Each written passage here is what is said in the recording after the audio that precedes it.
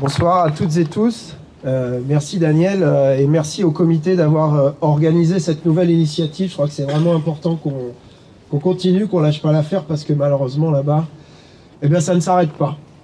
Anarchie, c'est le mot qu'utilise l'ONU aujourd'hui pour qualifier la situation dans la bande de Gaza. Et vu tout ce que tu as décrit sur les destructions, les nombres de morts, ce qu'a décrit Luna aussi sur les destructions d'infrastructures civiles, elle a beaucoup parlé des infrastructures scolaires évidemment, mais les infrastructures sanitaires. La famine que décrit également l'ONU, qu'elle documente, évidemment que dans ces conditions, ça ne peut que virer à l'anarchie. Et c'est la raison pour laquelle il faut qu'on continue de se mobiliser. Et la situation dans la bande de Gaza, c'est aussi, ça se vérifie que le risque de recolonisation qu'on avait identifié dès le début, en fait, est en train de se confirmer. Et si Israël rase une partie de la bande de Gaza, c'est avec l'objectif aussi d'y retourner, comme elle le fait à l'heure actuelle en Cisjordanie. Donc on a raison d'être là ce soir et de continuer de dénoncer et le génocide en cours et la colonisation.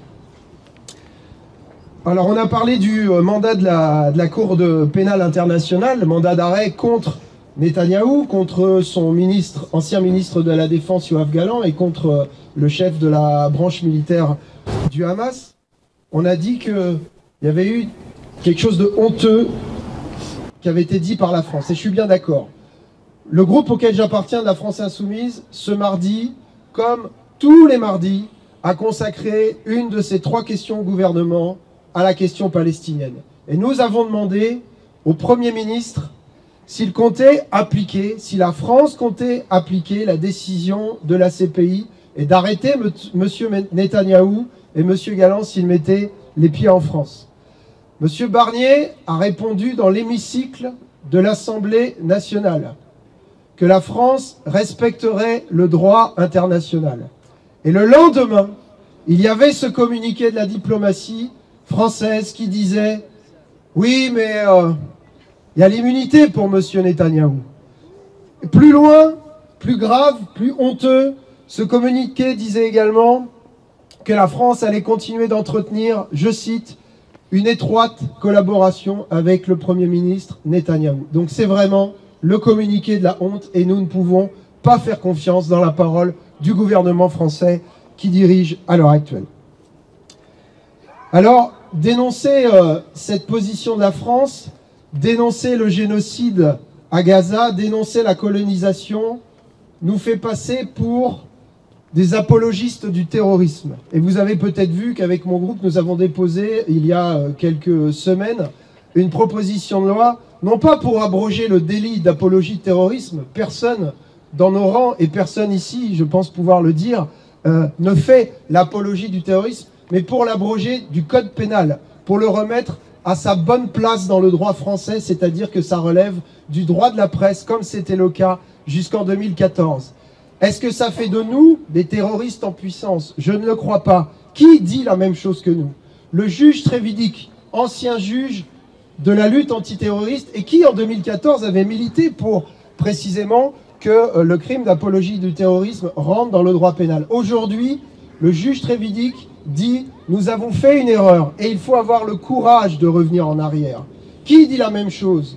Des instances de l'ONU disent la même chose. Qui dit la même chose? Bernard Cazeneuve lui-même, qui était pourtant ministre de l'Intérieur et qui était en poste, qui avait milité pour que précisément l'apologie du terrorisme rentre dans le code pénal. Lui aussi, il y a quelques mois, disait la même chose. Parce qu'aujourd'hui, ce crime dans le code pénal, ce délit, pardon, dans le code pénal, eh bien, il permet de poursuivre des responsables politiques, des responsables syndicaux. On l'a vu avec le leader de la CGT du Nord, qui a pris 1 mois de prison avec sursis pour simplement avoir distribué un tract en soutien au peuple palestinien. Donc, ce n'est pas acceptable que le droit français tel qu'il existe à l'heure actuelle soit utilisé pour faire taire les voix de la paix, c'est-à-dire nos voix, vos voix.